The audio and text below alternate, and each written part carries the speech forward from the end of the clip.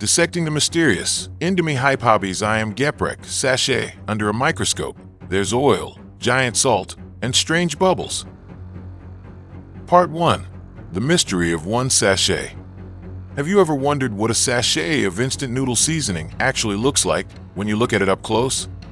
It's not just like a fine powder, but maybe some look like shiny stones, some have strange colors, and maybe there's hidden oil inside. Today, we're going to dissect a special sachet of Indomie Goreng hype Abis with Ayam Geprek flavor. It's not an ordinary sachet, because this one pack contains half the main powdered seasoning, and the other half is crunchy toppings and spring onions. Everything is mixed together, and we'll see it directly under a microscope, from dry to dripped with water. Get ready to be amazed, because there are mysterious spheres that will appear. Part 2. Two worlds in one package.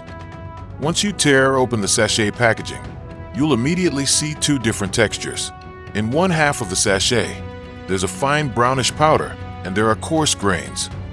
In the fine powder, there's sugar, salt, flavor enhancers such as MSG, disodium inositol, and guanylate, then natural chicken flavor, onion powder, tomato powder, garlic powder, yeast extract, and a mixture of vitamins A, B1, B6, B12, niacin, folic acid, pantothenic acid, and anti-caking agent silicon dioxide.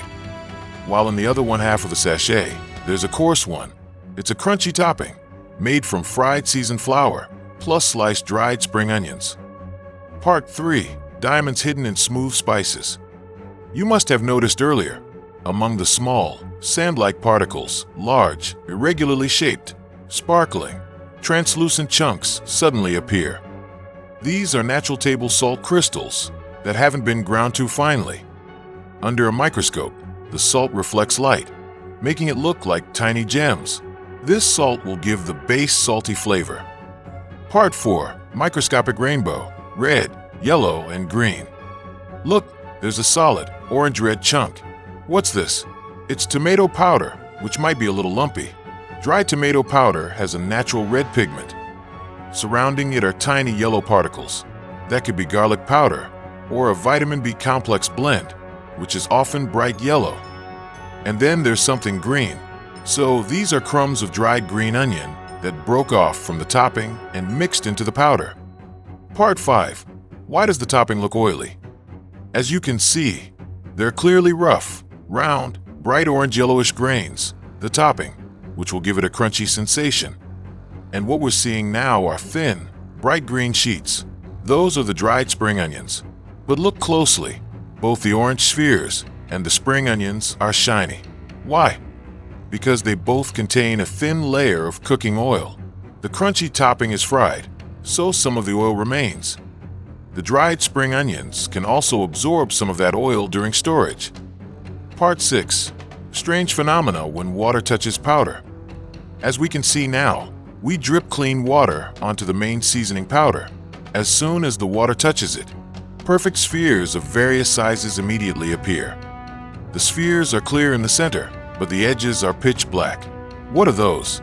They're air bubbles. When the powder mixes with water, air is trapped inside. The black edges aren't actually the original color, but an optical effect caused by the difference in refractive index between the air and the seasoning solution. Part 7. Type of spheres, air. If we observe, some bubbles rise directly to the surface, while others remain at the bottom. The ones at the surface are obvious, as air is lighter. But the ones at the bottom, they could be small bubbles that haven't had a chance to rise yet. Or, if we look more closely, there are other spheres with black rings at the bottom or below the surface. This is because the bubbles are trapped between or attached to the surrounding solid particles, which is what makes them appear below the surface. Section 8. Chemical reactions and released oil. Notice the area around the water droplets in the seasoning powder. The powder, which was previously pale, has now turned brown, some light, some dark.